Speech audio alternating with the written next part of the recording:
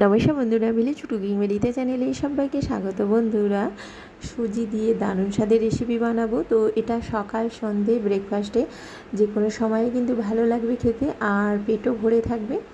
আর তার সাথে হবে ছোলার ডালের চাটনি। তো প্রথম থেকে শেষ পর্যন্ত ভিডিওটা দেখবে তোমরা। তো এখানে আমি সুজিটাকে মিক্সিতে একদম মিহি করে নিয়েছি। এখানে 1 প্যাকেট সুজি আছে 250,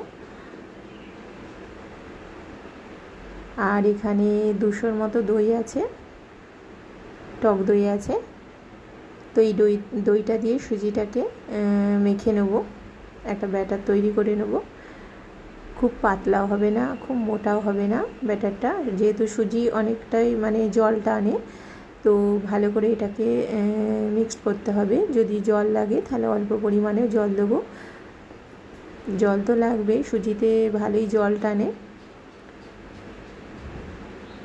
এখানে লবণ দেওয়া হয়েছে।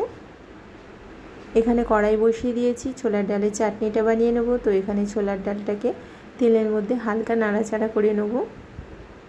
আর গাছের টাটকা কারি পাতা তুলে এনেছি, এটা আমি সন্ধ্যাবেলার জন্য টিফিনের ব্যবস্থা করছি। তো কারি পাতাগুলো দিয়ে দিয়েছি কড়ার মধ্যে। আর এখানে আদা, 2টো কাঁচা লঙ্কা আর ছোলার ডালটাকে মিক্সিতে গুঁড়িয়ে নেব।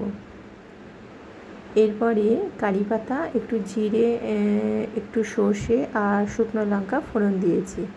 দিয়ে এখানে ব্যাটারটা তো মাখানো ছিল 20 মিনিটের মতো। তারপর ঢাকনা খুলে খাবার সোডা দিয়েছি 1/2 চামচের মতো।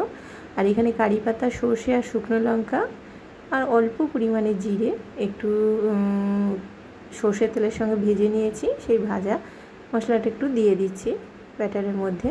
আর বাকি যেটা আছে এটা আমি ছোলার ডালের চাটনির মধ্যে দিয়ে দেবো। তো এই যে গুঁড়িয়ে নিয়েছি ছোলার ডালটাকে, কি সুন্দর একটা গন্ধ উঠেছে, একদম ভাজা, ভেজে আর মিহি করে গুঁড়ো করা, খুব সুন্দর গন্ধ উঠেছে। তবে এই ডালটাকে, ছোলার ডালটাকে একটা পাত্রে ঢেলে এর মধ্যে এই যে কারি পাতা আর সর্ষে শুকনো লঙ্কা যে ফোড়ন দিয়েছি সেই ফোড়নটা দিয়ে দেবো। আর অল্প পরিমাণে জল দিয়ে একটা ব্যাটারের মতো তৈরি করে নেব। তো এখানে আমি ইডলিগুলো তৈরি করে নিয়েছি ইডলির বাসনে।